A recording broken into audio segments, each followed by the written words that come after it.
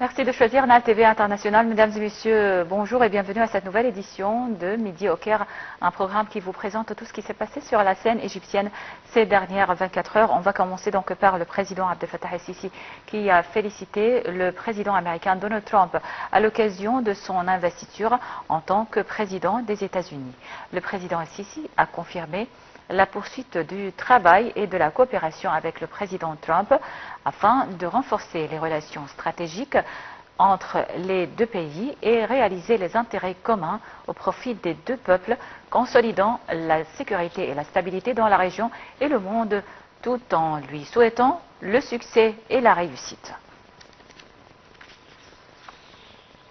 Le président Abdel Fattah el-Sisi a promulgué hier un décret pour gracier 4600 prisonniers pour raisons humanitaires à l'occasion de la célébration de la journée du 25 janvier qui marque la journée de la police.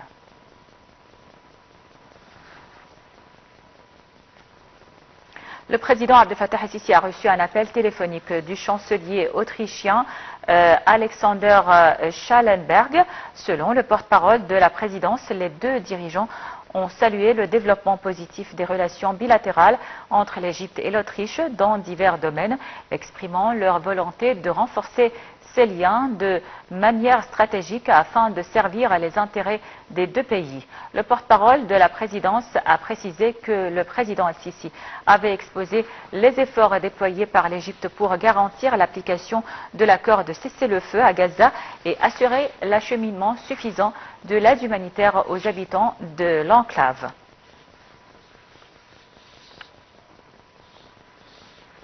Le chef de la diplomatie, Badr Abdel Ati, poursuit sa visite officielle à Bruxelles, où il s'est entretenu avec le président du Conseil européen, Antonio Costa. Abdel Ati a également rencontré Madame Kaja Kallas, haute représentante pour les affaires étrangères et la politique de sécurité de l'Union européenne à Bruxelles.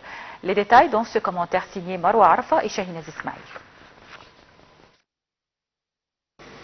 Le ministre des Affaires étrangères Badr Abdel Ati s'est entretenu avec son homologue belge Bernard Quentin dans le cadre de sa visite à Bruxelles. Abdel Ati a loué les relations particulières égypto-belges dans les divers domaines, aspirant à poursuivre le dynamisme de ses rapports dans les domaines économiques, politiques et d'investissement. Abdel Ati a également passé en revue les efforts égyptiens de réforme économique et les mesures adoptées pour favoriser le climat d'investissement. Cependant, Abdel Ati a affirmé l'attachement de la direction politique à apporter aux expatriés égyptiens toute forme de soutien, à leur présenter tous les services consulaires nécessaires dans les divers pays du monde et leur reliant à leur nation. Abdel Ati s'exprimait lors de son entretien avec le représentant de la communauté égyptienne à la Belgique et au Luxembourg. Et en marge de la visite du ministre des Affaires étrangères et de l'immigration, Dr Abdel Ati à Bruxelles, le ministre belge des Affaires étrangères, Bernard Quentin, lui a remis l'ordre de la couronne royale de première classe décerné par le Royaume de Belgique au ministre des Affaires étrangères lors d'une cérémonie solennelle dans le palais d'Egmont à Bruxelles. Cette distinction est une reconnaissance des efforts déployés par Abdel Ati pour promouvoir les relations égypto-belges pendant son mandat d'ambassadeur de la République arabe d'Égypte à Bruxelles en 2021 jusqu'en 2024 et son mandat de chef adjoint de la mission égyptienne à Bruxelles de 2008 jusqu'en 2012, au cours desquelles les relations bilatérales entre les deux pays se sont développées. Toujours à Bruxelles, le ministre des Affaires étrangères Badr Abdel Ati s'est entretenu avec son homologue belge Bernard Quinten dans le cadre de sa visite à Bruxelles. Et en marge de sa visite, Dr Abdel Ati a Monsieur Bernard Quinten lui a remis l'ordre de la couronne royale de première classe décernée par le Royaume de Belgique au ministre des Affaires étrangères lors d'une cérémonie solennelle au palais d'Egmont à Bruxelles. Les détails dans ce compte-rendu. Le chef de la diplomatie Badr Abdel Ati poursuit aujourd'hui sa visite officielle à Bruxelles, où il s'est entretenu avec le président du Conseil européen Antonio Costa. Au cours de l'entretien, M. Abdel Ati a estimé que l'accord du cessez-le-feu dans la bande de Gaza doit être respecté et mis en vigueur par toutes les parties conformément aux étapes précisées et aux délais fixés. Dr Abdel Ati a d'autre part indiqué que l'Égypte aspire à une entrée et une distribution des aides plus rapides et plus vastes partout dans le secteur. De son côté, le président du Conseil européen a valorisé le rôle axial qu'a joué le président Abdel Fattah el-Sisi en faveur du cessez-le-feu à Gaza et de la stabilité au Moyen-Orient. M. Costa a également affirmé que l'Égypte est un important partenaire de l'Union européenne. Abdel Ati a également rencontré Mme Kaja Kallas, haute représentante pour les affaires étrangères et la politique de sécurité de l'Union européenne, hier à Bruxelles. Au cours de la rencontre, Dr Abdel Ati a salué les relations Égypte-européennes, soulignant le rôle essentiel du haute représentante dans le renforcement du partenariat stratégique. Abdel Ati a également salué le soutien financier européen apporté à l'Égypte à travers le décaissement de la première tranche d'1 milliard d'euros de la composante prêt à taux réduit du paquet financier européen et envisageant avec impatience d'approuver la deuxième tranche d'un montant de 4 milliards d'euros.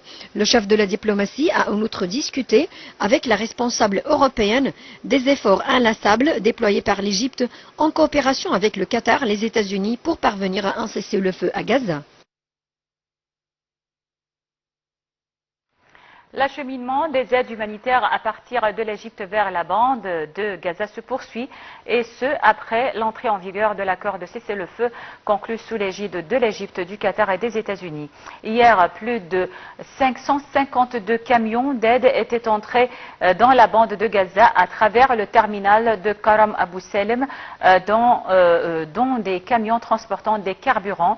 Entre-temps, des centaines de camions et d'ambulances ont franchi la frontière à travers le terminal de Karam Abou Salem. Les camions transportaient des aides humanitaires, des produits alimentaires, des vêtements, des équipements médicaux, des tentes, des produits de nettoyage et autres. En vertu de l'accord de cessez-le-feu, le nombre de camions d'aide doit monter à 2600 par jour.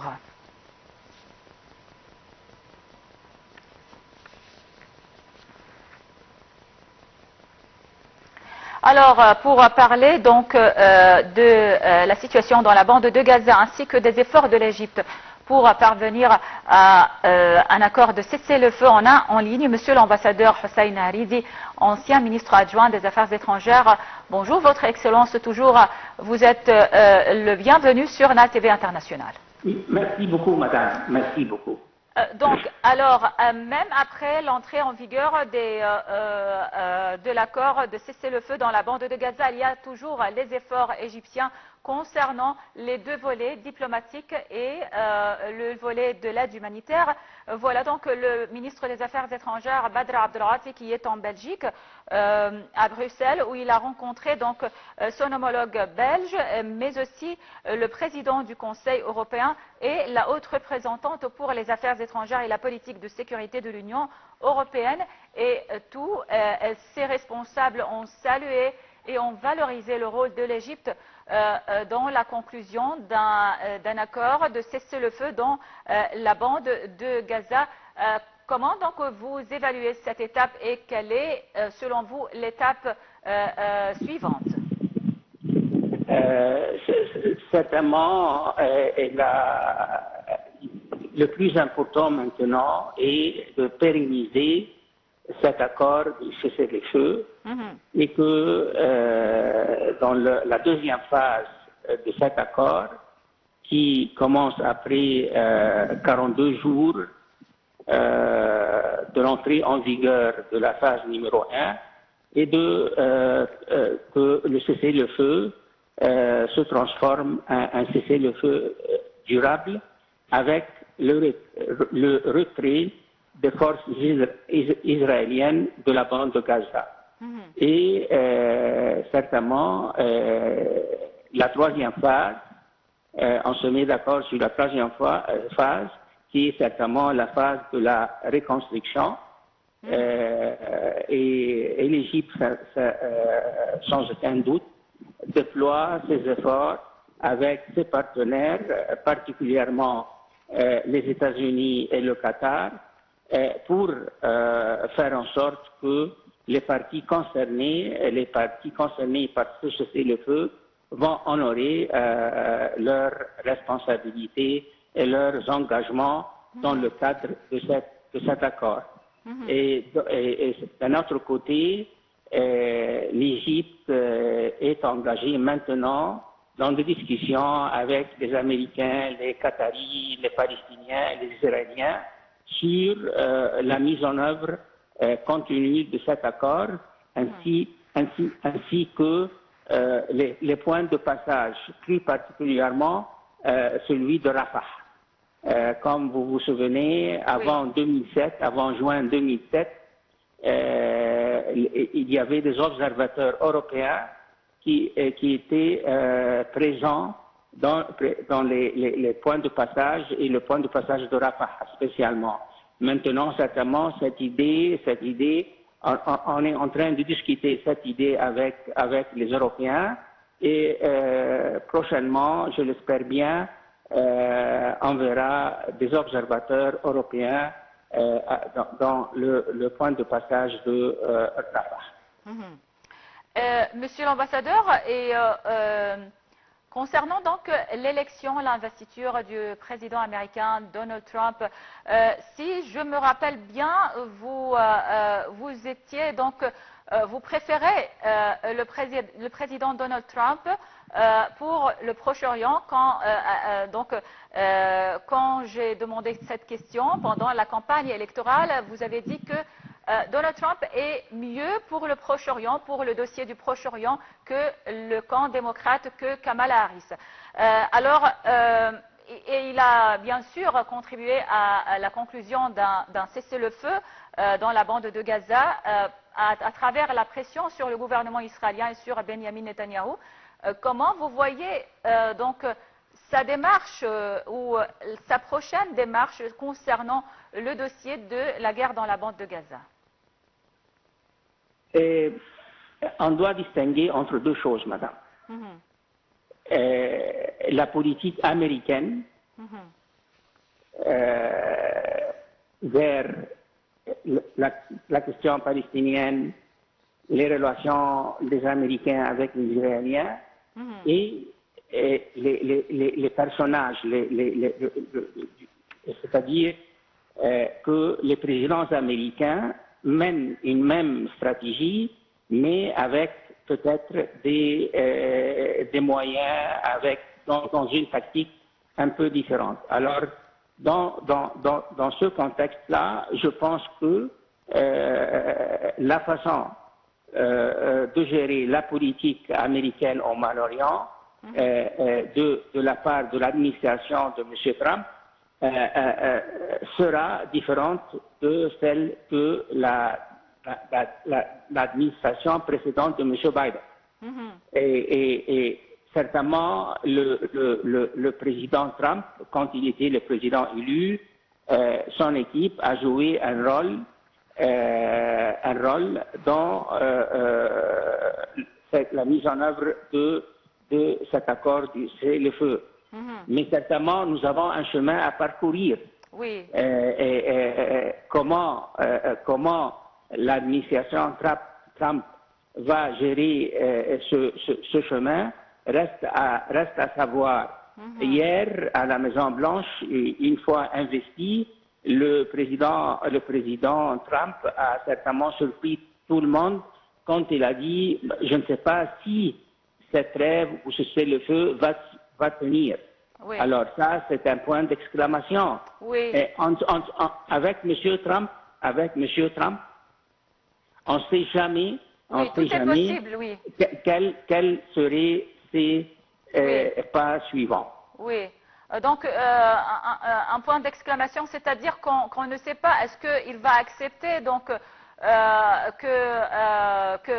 qu'Israël viole cette trêve et commence de nouveau à frapper la bande de Gaza? Non, permettez-moi de m'exprimer de la façon suivante. Monsieur Trump et son équipe ont participé à l'élaboration de cet accord. Oui, c'est ça. Ce qui veut dire qu'ils sont engagés, ils vont soutenir la Cet mise en accord. œuvre Oui, de cet accord. oui, Ça, mais on ne sait pas quelle serait la réaction de M. Trump et son administration dans le cas où Israël violerait cet accord après la libération oui, les 33 otages, c'est-à-dire oui. durant la première phase de l'accord De de l'accord, cessez-le-feu. oui. Voilà Oui, voilà. mon idée, madame. Oui, alors D'accord. merci beaucoup. Je comprends très bien votre point de vue. Monsieur l'ambassadeur Hussein Haridi, ancien ministre adjoint des Affaires étrangères, merci beaucoup pour votre intervention, pour vos explications. Et donc, avec ce coup de fil, on arrive à la fin de cette édition de Midi au Caire. Merci pour votre attention et restez sur NAL TV pour la suite de nos programmes en langue française qui vont se poursuivre jusqu'à 13 h.